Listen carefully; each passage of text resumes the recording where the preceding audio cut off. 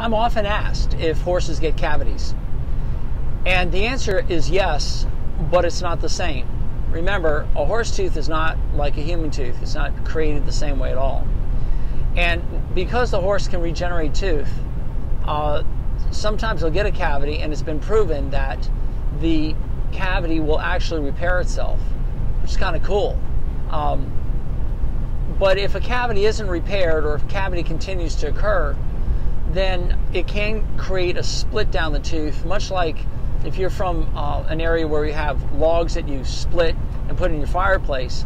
It becomes like the wedge that goes down in a crack, and it splits it open, and you have a chunk of tooth that falls off.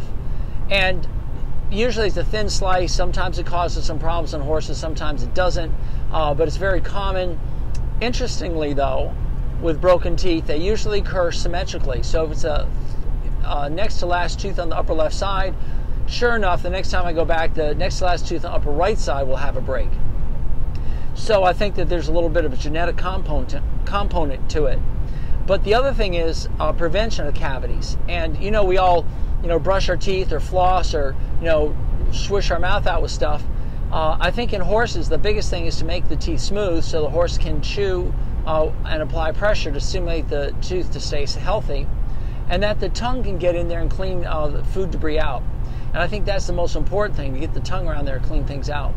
So do horses get cavities? Yes. Are there some dentists out there who are finding them and filling them? Yes. Have I found in my 26 years of doing this that I need to fill them? No. The worst case scenario is the tooth breaks, even in half. Does that affect the horse? A little bit on the bit. You take the tooth out, the horse is fine. It's just never been a consequence, and the horse never is painful from it. You and I get a cavity and we're like crying, give me Tylenol with codeine, and these guys are saying, give me more food, I'm hungry. So I just don't see a basis. I think it's playing on humans' emotions to say, oh my gosh, your horse has a cavity, we need to fill it. One guy actually stood up in front of me at a convention and said, by filling cavities, you'll extend the horse's life by 5 years. I asked him to show me the proof. There is no proof. There is no scientific research that extends a life. And I've seen plenty of 30, 35, 40-year-old horses that are missing half their teeth, and they're doing just fine. Yes, you do have to change some management things, but they're not in pain. They're not stopping eating. They're not dying of pain in the mouth. None of that. So it's all an emotional thing.